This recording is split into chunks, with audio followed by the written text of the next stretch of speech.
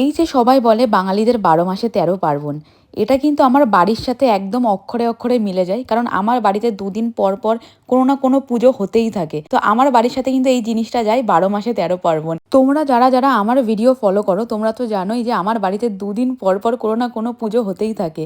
কিছুদিন আগেও আমার বাড়িতে পুজো গেছিল। আজকেও আমাদের বাড়িতে কিন্তু বড় ঠাকুরের পুজো। তো এই বড় ঠাকুরের পুজোর জন্য কিন্তু এখানে বাড়ির সবাই আয়োজন করা স্টার্ট করে দিয়েছে সকাল থেকে। আর আমি কিন্তু এই বড় ঠাকুরের পুজোতে উপোস করি না। এখানে আমার মা, কাকি, বৌদি এরাই উপোস করে।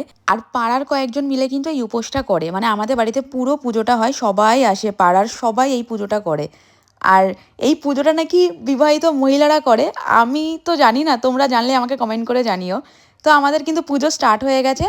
আর পুজোর সাথে সাথে এখানে বৃষ্টিও স্টার্ট হয়ে গেছে। এটা আমাদের প্রত্যেকবারেরই নিয়ম যে বড় ঠাকুরের পুজো বাড়িতে হলে বৃষ্টি হবেই আমাদের বাড়িতে।